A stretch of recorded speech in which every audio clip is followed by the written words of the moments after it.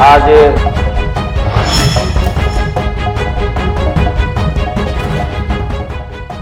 हरियाणा विधानसभा के बजट सत्र के 9वें दिन की कार्यवाही के दौरान भाजपा विधायक बजट की तारीफ करते दिखे, तो वहीं कांग्रेस विधायकों ने सरकार पर किसानों और आम लोगों का ध्यान न रखने का आरोप लगाया। सत्र के दौरान स्पीकर हरविंद्र ने पुंडरी से भाजपा विधायक सतपाल जांबा को भाषण खत्म होने के बाद टोक दिया। स्पीकर ने कहा कि पूरा भाषण पढ़कर नहीं सुनाना चाहिए। इससे पहले प्रश्नकाल में कांग्रेस विधायक गीता भुक्कल ने सड़कों पर सवाल उठाया। गीता भुक्कल ने कहा कि झज्जर से बहादुरगढ़ तक की रोड बहुत खराब है। इस पर जवाब देने के लिए पहले पीडब्ल्यूडी मंत्री रणबीर गंगवा, फिर जेल मंत्री अरविंद शर्मा और अंत में उद्योग मंत्री राव नरबीर खड़े हुए। मंत्री गंगवा ने कहा कि आपको पता नहीं कि वहाँ काम शुरू हो चुका है, आप कहो तो फोटो भी दिखा दूंगा। बहुत धन्यवाद अध्यक्ष महोदय। सदन के पटल पर जवाब रखा गया है। इससे पहले भी सदन के पटल पर एक बार, दो बार, तीन बार और आज चौथी बार सेम सड़क को लेकर प्रश्न जो है रखा गया। बद से बदतर हालात माननीय मंत्री जी हमारे क्षेत्र के हैं। हमारा सालावास से लेकर जो हमारा मातनहेल सालावास रोड है, वहाँ पर कॉलेज है, गौशाला है, इतने सारे इंस्टीट्यूट्स हैं, मातनहेल तहसील है, सालावास सब तहसील है और इतनी बदतर हालात हैं। जो जवाब आज दिया गया कि administrative approval of 64 crore has been given, ये 3-4 सालों से यही जवाब आता जा रहा है। सड़क के हालात नहीं सुधरे। अध्यक्ष महोदय, आपके माध्यम से माननीय मंत्री जी से जानना चाहती हूँ, आप अपने जवाब में लिख रहे थे, पहले भी लिखा कि bad condition of the roads है। हमारे मातनहेल, मूनसा, मादल, बिरड़, अकेड़ी, मदनपुर, लडायन, जमालपुर, ढाणा, सालावास और कोसली तक का ये रोड जाता है। करीबन सिर्फ 19 किलोमीटर का है अध्यक्ष महोदय। दोनों तरफ हैबिटेशन एरिया है, थिकली पॉपुलेटेड हैबिटेशन एरिया है। और दुर्भाग्य की बात यह है, पिछले दिनों परिवार में एक बच्चे थे, उनके एक्सीडेंट में वहां पर डेथ हो गई। दुर्भाग्य से सालावास का हमारा एक बेटा जो है शहीद हो गया। जब उसकी अंत्येष्टि के लिए जा रहे थे, हमें दुख हो रहा था। अध्यक्ष महोदय, आपके माध्यम से माननीय मंत्री जी से जानना चाहूंगी, केवल जवाब टेबल्ड कर देने से बात नहीं बनेगी। आप कृपया करके हमारे इस रोड को जो है बनाने का काम करें। दूसरा, झज्जर जी, आप इसका एक बार दे दीजिए। माननीय अध्यक्ष महोदय, जैसे मैंने जवाब के अंदर लिखा गया है, पहले ही बता दिया है कि रोड की लंबाई 18.4 किलोमीटर है। 64 करोड़ रुपए की प्रशासनिक स्वीकृति दे दी गई थी। इसमें इसके लिए हमने जो NCRBP के दिल्ली भेजना था, लेकिन वहां से अब तक पास नहीं हुआ। मैं ये आश्वस्त करता हूं, जैसे माननीय मुख्यमंत्री महोदय ने भी पूरे सदन को कल आश्वस्त किया है कि आने वाले 6 महीने के अंदर सारी रोड जो ठीक हो जाएगी। अगर वहां से मंजूरी ना भी मिली, 6 महीने के अंदर इसको बना देंगे। 17.5 करोड़ जो रोड है उस पर हमने उसकी स्वीकृति, एस्टिमेट वगैरह पूरा तैयार हमने कर लिया है, उससे हम बना देंगे। आपको 6 महीने के अंदर ये रोड। अध्यक्ष महोदय, इसमें ठीक है, आपने आश्वासन दिया है, माननीय मुख्यमंत्री जी ने भी 6 महीने का आश्वासन दिया है। मेरा आपसे अनुरोध है, केवल अश्योरेंस नहीं, इस रोड को आप जरूर बनाने का काम करें। दूसरा हमारा रोड है झज्जर से छूछकवास होते हुए बहू तक का जो रोड है। अध्यक्ष महोदय, माननीय मुख्यमंत्री जी ने, पूर्व मुख्यमंत्री मनोहर लाल खट्टर जी की सीएम अनाउंसमेंट थी, माननीय डिप्टी चीफ मिनिस्टर की अनाउंसमेंट थी, जिस समय राव नरवीर जी पीडब्ल्यूडी मिनिस्टर थे तब उनकी अनाउंसमेंट थी, तब भी ये प्रश्न हमारा लगा था। आज तक हमारा ये रोड जो है, इसकी वाइडनिंग, स्ट्रेंथनिंग जो होनी थी वो करवाई नहीं गई। हमें ये जवाब दिया गया था कि 134 करोड़ रुपया इसका जो है हमने मंजूर कर दिया है और हम छूछकवास बाईपास, सर बात सिर्फ रोड की नहीं है, इंडस्ट्रियल हब बन गया है, एजुकेशन हब बन गया है। हैवी ट्रक ट्रॉला जाते हैं दादरी की और माइनिंग के लिए। इतने बच्चों, आप FIR निकलवा के देख लें, जब भी किसी डेथ पे जाते हैं वो एक्सीडेंट होते हैं हैवी ट्रक ट्रॉला। जीना दूभर हो गया, बद से बदतर हालात अध्यक्ष महोदय सड़क के हैं। मेरा आपसे ये अनुरोध है, उसके लिए जो आपने जवाब दिया है कि कोई प्रस्ताव विचाराधीन नहीं है, तो पहले जब जवाब दिया गया था उसमें ये क्यों कहा गया था कि ये प्रस्ताव विचाराधीन है? वहां से आप बाईपास कृपया निकलवा दें। ई भूमि पोर्टल पर मोर देन 86% जो है लोगों ने अपनी कंसेंट दे दी है। पैसा किसी भी मानव जीवन से इंपॉर्टेंट नहीं है। कृपया करके मुख्यमंत्री जी इस पर ध्यान और संज्ञान लेकर आप कृपया करके इसको बनाने का काम करें। एक हमारा झज्जर से एक तीसरा प्रश्न जो है हमारा झज्जर से बहादुरगढ़ रोड, हमारा इसकी बद से बद ट्रक तक पलट जाते हैं। वर्क अलॉट हो गया जी नहीं, उसमें केवल अध्यक्ष महोदय हमारा आपसे अनुरोध है, हमारे ये सभी रोड्स वाइडनिंग एंड स्ट्रेंथनिंग के लिए थे, कम से कम आप इनको स्ट्रेंथन करने का काम करें। मैं खुद धन्यवाद प्रस्ताव लाकर यहाँ पर धन्यवाद कर दूंगी अगर 6 महीने में हमारे रोड्स ये बन जाएंगे। अध्यक्ष महोदय, जो बात अभी माननीय सदस्य ने कही है कि झज्जर से बहादुरगढ़ वाला जो रोड की बात है, ये रोड जो है इसकी प्रशासनिक स्वीकृति भी होगी, टेंडर भी होगा, इसमें काम शुरू भी होगा। आप जाकर के देखें, आप अगर जाएंगे तो आपको देखेंगे तो 2-3-4 किलोमीटर की मुड़ी भी मिलेगी आपको। काम चल रहा है इसके ऊपर और इस कार्य की शुरुआत 15/2/25 को होगी कि फरवरी के अंदर इसकी हो गई थी और 14/2/26 तक ये कार्य पूरा हो जाएगा। अब मेरे पास इसकी फोटो भी कहो तो आपको जाकर दिखा दूंगा, आप घर नहीं गए होंगे उधर तो। और जो बात आपने इसकी कही है कि जो चौड़ीकरण वाले में आपको पता है कि वन विभाग को जमीन देनी पड़ती है, जमीन की उपलब्धता न होने के कारण हमने अभी 1000 जो एकड़ जमीन की ई भूमि के लिए खरीदने के लिए डाली हुई है, ताकि जहां जहां भी हमें चौड़ी करनी पड़ेगी वहां हम वन विभाग को दे सकें और ये हमारे कार्य ना रुके। अगर ये अभी, क्योंकि अभी इसमें दी नहीं गई है, लेकिन 7 मीटर वाली जो बात आप कर रहे हैं वो हम आपको जैसे पहले कहा कि 6 महीने के अंदर अंदर हम उसको बना करके तैयार कर। चलिए ठीक है, बाकी डिटेल्स आप लोग बाद में डिस्कस कर लीजिए, प्रश्नकाल में इतना समय, बाकी आप डिस्कस कर लीजिए। श्री गोकुल सेतिया। नहीं, मेरे पास कोई उसको रिक्वेस्ट नहीं आई है। श्री रघुवीर तेवतिया। 123 नंबर रोड वाली जो व्यवस्था खराब थी, माननीय मुख्यमंत्री जी के सामने जब बहादुरगढ़ गए थे बात रखी थी, मुख्यमंत्री जी ने पूरा संज्ञान लिया। अब वो झज्जर की तरफ से शुरू हो गया, मैं खुद गया था पीछे, शुरू शुरू हो गया वो काम। हाँ बिल्कुल जी, मुख्यमंत्री जी ना बहादुरगढ़ तब ये संज्ञान लिया और पूरा इसमें एक्शन हुआ है, पूरा एक्शन। अध्यक्ष महोदय जी, मैं इसलिए मैं कह रहा हूँ शुरू हो। गीता भुक्कल जी ने कहा है कि छूचकवास में बाईपास बनना चाहिए। मैंने अपने टाइम में यहाँ घोषणा की थी इसी सदन में, और हमने वहाँ ई भूमि पोर्टल पर जमीन भी मांगी थी, लेकिन जमीन की पूरी उपलब्धता न होने के कारण ये काम रुका हुआ। मैं बहन जी से प्रार्थना करता हूँ, नहीं वो बहन जी अभी जमीन रह रही है, मेरी आपसे रिक्वेस्ट है जिन जमींदारों की जमीन है उस जमीन को पूरा कर दे। छूचकवास में बहुत दिक्कत है और उस बाईपास को सरकार जल्दी से जल्दी बना देगी, सिर्फ आप उस ई भूमि पोर्टल पर जमीन को पूरी करवा दें। गीता जी आप इसको अलग से भी थोड़ा सा परस्यू कर लीजिए।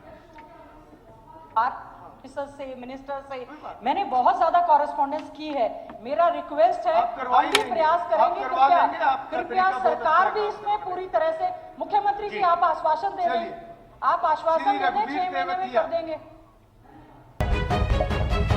इसके बाद मुख्यमंत्री नायब सिंह सैनी ने बताया कि 25 विधायकों की 1-1 करोड़ रुपए की राशि जारी कर दी है। इस पर कांग्रेस विधायक गीता भुक्कल ने कई सवाल उठाते हुए कहा कि ये पैसा एजेंसी के पास आता है, विधायकों का इससे कोई लेना देना नहीं है। सदन में विधायक सत्यप्रकाश ने आदमपुर में सीवर लाइन बिछाने के काम पर सवाल किया है। मंत्री रणबीर गंगवा ने बताया कि काम 70% पूरा हो गया है। इस पर विधायक सत्यप्रकाश ने कहा कि ये तथ्य गलत है, अभी सिर्फ 30 से 40% ही काम हुआ है। माननीय अध्यक्ष महोदय, देश के यशस्वी प्रधानमंत्री आदरणीय नरेंद्र मोदी जी का जो एक विजन है, सबका साथ, सबका विकास, सबका प्रयास और सबका विश्वास, मैं आज हमारे विधायकगणों का एक विषय आ रहा था कि विधायक वैगी वो जारी नहीं हुई है। मैं सभी माननीय विधायकगण को आज जो विधायक आदर्श नगर एवं ग्राम योजना के अंतर्गत राशि जारी होती है, वो 25 विधानसभा क्षेत्रों में सभी विधायकों को 1-1 करोड़ रुपए जारी हो गई है। और मेरा आग्रह है सभी विधायकों से, जो शेष बचे हैं वो अपने काम अवश्य दे दें और उनके खाते के अंदर भी कामों के एवज में वो पैसा चला जाएगा। और पिछले दिनों हमने 5 करोड़ रुपया मैंने अपने बजट भाषण में सभी विधायकों को देने की बात कही थी। उसके अंदर भी मैंने कहा था कि उसके लिए 3 किस्तों के अंदर हम पैसा जारी करेंगे, वो भी मैंने उससे अवगत कराया था। इनेलो विधायक अर्जुन चौटाला ने बजट पर चर्चा करते हुए कहा कि सरकार ने इंडस्ट्रियल सेक्टर बढ़ाने पर कोई काम नहीं किया है। इसका एक उदाहरण देते हुए चौटाला ने कहा, चीन ने अपने सर्विस सेक्टर का बजट घटाकर इंडस्ट्रियल सेक्टर बढ़ाने का काम किया है। ये बड़ी गंभीर चीज है। फिर मैंने बजट में आगे पढ़ा, लेकिन इसमें प्राइवेट सेक्टर को लाने के लिए कोई प्रावधान नहीं किया। पब्लिक सेक्टर के अंदर प्राइवेट लोग आना ही नहीं चाह रहे। आज हमारे देश का सबसे बड़ा धन हमारा युवा है, लेकिन युवा देश छोड़कर विदेश जा रहा है। वहाँ उन्हें पढ़ने और प्रयोग के मौके मिलते हैं। बजट में ऐसे कई सेक्टर हैं जिन पर सरकार ने कोई भी ध्यान नहीं दिया है। जब बजट पेश हो रहा था, मैं माफी चाहूंगा, मैं उस दिन किसी व्यक्तिगत कारण से आ नहीं सका, लेकिन मैं जब भी मेरे को मौका मिला ऑनलाइन मैंने सुना भी, मैंने पढ़ा भी, और एक बड़ी विचित्र चीज इसमें से निकल के आई, और वो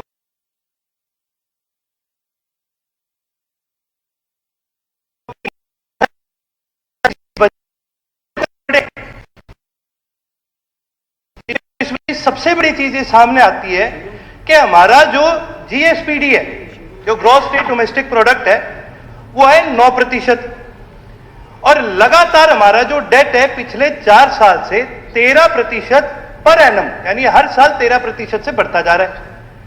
आज हमारा डेट है 26.7% है लगभग, और उसके अलावा 2% और डेट है जो स्टेट स्पॉन्सर्ड या जो स्टेट की जो पब्लिक डिपार्टमेंट्स की जो अलग से जो डेट उठाते हैं, स्टेट पब्लिक इंटरप्राइजेस जो अलग से डेट उठाती है, उसकी गारंटी भी हरियाणा सरकार ही देती है, वो भी 2% है।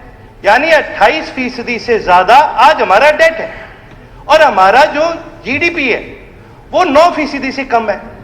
ये गैप, अध्यक्ष महोदय, जीडीपी और कर्जे के बीच में 20% से ज्यादा है, और ये जो एफएसआरबी जो रिकमेंडेशन देती है, ये इससे बहुत ज्यादा है।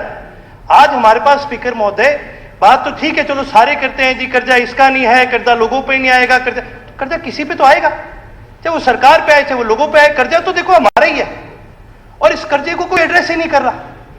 और अगर हम इस कर्जे को एड्रेस नहीं करेंगे तो देखो जी, ये तो एक बबल है, गुब्बारे की तरह है। जितना गुब्बारे के अंदर हवा भरेंगे, जितना कर्जा भरते रहेंगे, एक पॉइंट है, चलो ठीक है, इतना हम सहन कर लेंगे, पर कभी ना कभी तो ये फटेगा। और इसका इससे ज्यादा दूर उदाहरण हमें देखने के लिए जरूरत नहीं है। कल पंजाब विधानसभा का बजट सेशन शुरू हो रहा है, और हमें पता है पंजाब प्रदेश के क्या हालात हो चुके हैं। आज उनके पास अपने एम्प्लॉइज को तनख्वाह देने के पैसे नहीं है। ये नुकसान होता है जब हम गौर नहीं करते कि हमारा जो खर्चा है, जब उसको हम रोकते नहीं है, या फिर अगर हम रेवेन्यू नहीं जनरेट कर सकते, तो इससे जी हमारा नुकसान होता है, और थोड़ा नहीं बहुत बड़ा नुकसान होता है। फिर उसके बाद इसके अंदर 3 प्रमाणित सेक्टरों के बारे में जिक्र किया गया। भाई बड़ी सरकार ने पीठ थपथपाई कि जी हमारा प्राइमरी सेक्टर से 18% हमने रेवेन्यू जनरेट करा, सेकेंडरी सेक्टर से हमने 29% जो रेवेन्यू है वो जनरेट करा, टेरिशरी सेक्टर से यानी सर्विस सेक्टर से हमने 53% रेवेन्यू जनरेट करा। भाई सुनने में तो बड़ा अच्छा लगा, भाई सर्विस सेक्टर हमारा इतना आगे चले गया, लेकिन हम एक एग्रेरियन इकोनॉमी थे, हम कृषि प्रधान प्रदेश है, और एकदम से हमने जंप मारी सर्विस सेक्टर पे, हमने अपने इंडस्ट्रियल सेक्टर को बढ़ाने का काम ही नहीं करा। और अगर हम अपना इंडस्ट्रियल सेक्टर नहीं बढ़ाएंगे तो नवाचार इस प्रदेश के अंदर नहीं होगा, प्रदेश के अंदर इनोवेशन नहीं आएगी। संसदीय कार्य मंत्री महिपाल ढांडा ने सदन में 2 नई समितियां बनाए जाने का प्रस्ताव रखा। पर्यावरण प्रदूषण पर विशेष समिति होगी, इसमें 9 से अधिक सदस्य नहीं होंगे। समिति के सदस्यों की कार्य अवधि 1 साल की होगी। ये समिति प्रदेश के पर्यावरण के प्रभावों पर अध्ययन करेगी। इसके साथ ही अपनी अध्ययन रिपोर्ट विधानसभा को पेश करेगी। इसके अलावा युवा कल्याण एवं युवा मामलों के लिए विशेष समिति में अध्यक्ष सहित 9 से अधिक सदस्य नहीं होंगे। इस समिति में सदस्यों की कार्यविधि 1 वर्ष से अधिक नहीं होगी। सदन में युवाओं को लेकर चर्चा में किसी भी बिंदु की समिति जांच करेगी। हम सभी इस बात से भली भांति परिचित है कि विधानमंडल लोगों की आवश्यकताओं और आकांक्षाओं को पूरा करने के लिए लोगों के हित लाभ फायदे के लिए कार्य करते हैं। भारतीय विधानमंडल में विभिन्न संसदीय सुधार चल रहे हैं। इसके अतिरिक्त समितियां लोगों की जरूरतों की आपूर्ति के लिए सबसे अच्छा मंच भी है।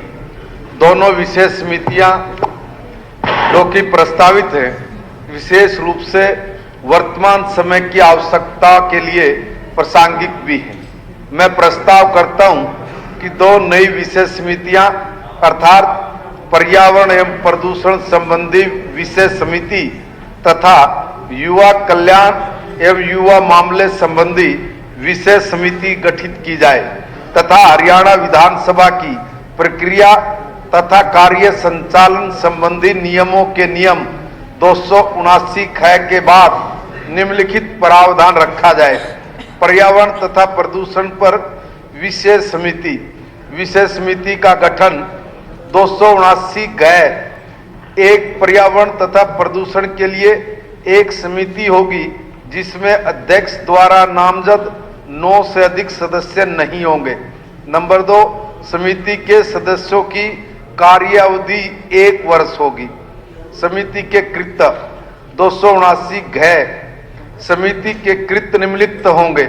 क राज्य के भीतर पर्यावरणीय समस्याओं पर अध्ययन करना और उसके उपचारिक उपायों की सिफारिश करना। ख राज्य में जल प्रदूषण, वायु प्रदूषण, ध्वनि प्रदूषण और उन जैसे विभिन्न तरह के प्रदूषणों द्वारा कारित पर्यावरणीय असंतुलन की प्रकृति, मात्रा और विस्तार तथा ऐसे प्रदूषण के परिणाम का परीक्षण करना तथा उनके निवारण और नियंत्रण के लिए उपचारित उपायों का सुझाव देना। घ राज्य में पर्यावरण से संबंधित स्थित विभाग, बोर्ड या औद्योगिक प्रतिष्ठानों के कार्य और क्रियाकलापों का परीक्षण करना। ग राज्य को ध्यान में रखते हुए पर्यावरणीय संतुलन को बनाए रखने से संबंधित केंद्र और राज्य दोनों की योजना और कार्यक्रम के कार्यान्वयन का पुनर्विलोकन करना। ड पर्यावरण के संदर्भ में राज्य से संबंधित विभाग, बोर्ड के वार्षिक प्रतिवेदनों का यह पता लगाने के दृष्टिकोण से परीक्षण करना कि क्या उपगत व्यय प्राप्त परिणामों के अनुरूप था। 6 समिति द्वारा सुझाए गए विभिन्न उपायों पर राज्य सरकार द्वारा की गई कार्यवाही पर विधानसभा को रिपोर्ट करना। 6 ऐसे अन्य मामलों का जिन्हें समिति द्वारा उचित समझा जाए या जिन्हें सदन या अध्यक्ष द्वारा उसे विशेष रूप से निर्दिष्ट किया जाए परीक्षण करना। 2 विशेष समिति दिन प्रतिदिन के प्रशासन संबंधी मामलों की जांच अथवा अन्वेषण नहीं करेगी। युवा कल्याण एवं युवा मामलों के लिए विशेष समिति का गठन 279 1 में युवा कल्याण एवं युवा मामलों के लिए होगी जिसमें अध्यक्ष द्वारा नामजद 9 से अधिक सदस्य नहीं होंगे। 2 समिति के सदस्यों की कार्यावधि 1 वर्ष होगी। समिति के कृत्य 279 1 में समिति के कृत्य निम्नलिखित होंगे। क राज्य के लागू विभिन्न युवा कल्याण योजनाओं के कार्यान्वयन के संबंध में शिकायतों की जांच करना। ख सदन में युवाओं और युवा कल्याण से संबंधित चर्चा से उत्पन्न किसी भी मामले की जांच करना। ग युवा एवं युवा कल्याण के संबंध में व्यक्तियों, संगठनों से प्राप्त याचिका अभ्यावेदनों की जांच करना। ग ऐसे अन्य मामलों का जिन्हें समिति द्वारा उचित समझा जाए या जिन्हें सदन या अध्यक्ष द्वारा उसे विशेष रूप से निर्दिष्ट किया जाए की जांच करना। 2 ऊपर वर्णित सभी शिकायतों तथा किसी एक के लिए उपचारित उपायों को सुझाव देना। 3 यह सुनिश्चित करना कि युवा कल्याण के लिए सरकार द्वारा आवंटित निधि का पूर्णतः उपयोग उसी उद्देश्य के लिए किया जाए जिसके लिए यह अभिप्रेरित था युवा कल्याण गतिविधियों के उद्देश्य के लिए चिन्हित राशि का सरकारी विभागों अथवा एजेंसियों द्वारा किसी प्रकार के दुरुपयोग को रोकना। लाडो लक्ष्मी योजना पर बोलते हुए पूर्व सीएम भूपेंद्र सिंह हुड्डा ने कहा कि बजट में इन्होंने 5000 करोड़ रुपए रखे हैं। प्रदेश में 82 लाख के करीब महिलाएं हैं जिनकी उम्र 18 से 60 साल के बीच है, लेकिन इनके बजट के हिसाब से सिर्फ 25% महिलाओं को ही इस योजना का लाभ सरकार देगी। बाकी 75% महिलाओं को सरकार ने योजना से बाहर कर दिया है। जो मुख्यमंत्री जी ने बजट पेश किया है वित्त मंत्री के तौर पे, तो जो उस पे मेरे सभी साथी के पक्ष है के विपक्ष है, जितने साथी बोले हैं उनकी कोई भी बात मैं दोहराऊंगा नहीं। मैं तो सिर्फ जो उन्होंने कहा उसकी बात का कहूंगा। मुख्यमंत्री जी ने कहा कि जहां तक रेवेन्यू डेफिसिट का सवाल है, फिस्कल डेफिसिट का सवाल है, डेट टू जीएसडीपीटी है, वो विद इन प्रिस्क्राइब लिमिट है जो बजट में जो उन्होंने पेश किया। लेकिन सीएजी क्या कह रहा है? सीएजी 2024 में जो हमारे को मिला उसमें कहा है revenue deficit was 1.73 against required of 0.98%। Fiscal deficit was 3.12 as against requirement of 2.98%. Ratio of debt to GSDP was 29.8% as against the requirement of 24.52. 22-23 की ये रिपोर्ट है। इसका मतलब हर साल ये कहते रहे हम विद इन पैरामीटर हैं, लेकिन पैरामीटर टूटते रहे। अब देखिए ये बजट जो इन्होंने 2,05,000 करोड़ के करीब का दिया है 24-25 का के मुकाबले में, जो 1,99,876 करोड़ का था। इंक्रीज एक्चुअल 7.6% है, लेकिन असली इंक्रीज कितना है बजट का? अगर इन्फ्लेशन रेट जो इकोनॉमिक सर्विस में दिया, सर्वे में दिया इन्होंने, वो 4.8 दिया है, तो इसका मतलब एक्चुअल इंक्रीज तो 3.1 है। बता रहे हैं 13% हमने कर दिया, 14%, ये मैं बताना चाहता हूँ। इसी प्रकार से जो रेवेन्यू रिसीप्ट है वो 1,27,817 करोड़ बताई इन्होंने, और वो उसमें से 1,09,700 करोड़ तो तनख्वाह और ये पेंशन, सैलरी, पेंशन और जो एडमिनिस्ट्रेटिव और लोन और उसके इंस्टॉलमेंट देने में लग जाएगा। इसका मतलब क्या है? इसका मतलब यह है कि कुल जितना बचता है उसका 85.8% तो इन चीज में चला जाएगा। टोटल बजट जोड़ दिया है उन्होंने। अब रेवेन्यू रिसिप्ट की सवाल है, 1,27,817 करोड़ इन्होंने कहा है, तो रेवेन्यू एक्सपेंडिचर ये दिखा रहे हैं 1,48,416 करोड़। इसका मतलब क्या हुआ? इसका मतलब है रेवेन्यू डेफिसिट जो है 20,599 करोड़ का है 25-26 में। कांग्रेस विधायक आदित्य सुरजेवाला ने बजट पर चर्चा करते हुए कहा कि सरकार अपने बजट को भविष्य का सक्षम बजट बता रही है, लेकिन सच्चाई ये है कि ये भविष्य का अक्षम बजट है। बजट में कुछ भी ऐसा नहीं है जिसकी तारीफ की जाए। युवाओं के लिए बजट में कुछ भी नहीं दिया गया है। कायदे में ये सरकार युवा विरोधी बजट लेकर आई है। इस बजट में कर्ज लेकर सरकार काम कर रही है। इनकी गलत नीतियों के कारण हरियाणा की आमदनी 98 और खर्चा रुपया हो गया है। माननीय मुख्यमंत्री जी ने ये बजट एक भविष्य सक्षम बजट जैसे पेश किया, लेकिन असलियत तो ये है कि एक भविष्य अक्षम बजट है, यानी भविष्य के ग्रहण लगाने वाला बजट। बजट का मतलब क्या होता है? बजट एक नई सोच, एक नया रास्ता, एक नई दृष्टि, नई उमंग और नई उम्मीद के लिए होता है। लेकिन 3 घंटे हमें क्या मिला? हमें भाषण मिला, कागज मिला, बड़बोली बातें मिली और उपदेश मिला। आखिर में बजट का सार क्या था? ये खाली झोला बजट था माननीय अध्यक्ष जी। ना किसान खेत मजदूर को कुछ मिला, ना दुकानदार और व्यापारी को, ना दलित और पिछड़े को कुछ मिला और ना ही कर्मचारी को। युवाओं की तो बात ही ना करो, इस सरकार के डीएनए में ही युवा विरोधी है। अध्यक्ष जी, में कमाल की बात है कि 11 साल से जिस सरकार का मोटो ही डिग्रेड द फ्यूचर है, वो डिपार्टमेंट ऑफ फ्यूचर बनाने की बात करती है माननीय अध्यक्ष जी। ये तो सिर्फ 10 साल से ये सरकार का एक भी कोहेसिव विजन नहीं बन पाया है और इस प्रांत के बड़े बड़े काम रुके हुए हैं। इसलिए तो अपनी नीतियों को ही रिसाइकल करके वो हर साल अनाउंस कर देती है। 2018 में जो गुड़गांव की फूल मंडी अनाउंस हुई थी, आज 2025 में फिर से छाप दी बजट में। जो खेल हरियाणा ऐप 2021 में लॉन्च होना था, वो आज 2025 में भी अनाउंसमेंट ही बन के रखा हुआ है। और जो गुड़गांव और नूह की अंतरराष्ट्रीय स्तर पे जंगल सफारी थी, जो 2023 में अनाउंस हुई थी, आज 2025 में वापस वो बजट में आ गई। मुझे तो लगता है ये हम सबको ही किसी सफारी पर लेकर जाने की कोशिश कर रहे हैं कि इनकी रिसाइकल स्कीम्स के बारे में हम भूल जाए। माननीय अध्यक्ष जी, ये बजट पे चर्चा, इस बेतहाशा कर्ज के बारे में काफी हमने चर्चा की। असल में पांव के नाखून से लेकर हमारे सिर के बालों तक हम कर्ज में डूबे हुए हैं। आर्थिक आपातकाल की से गुजर रही है हरियाणा, क्योंकि इस सरकार की एक ही सिंपल नीति है, आमदनी 56, खर्चे 100 रुपया, कर्ज ले लेकर घी पिए भैया।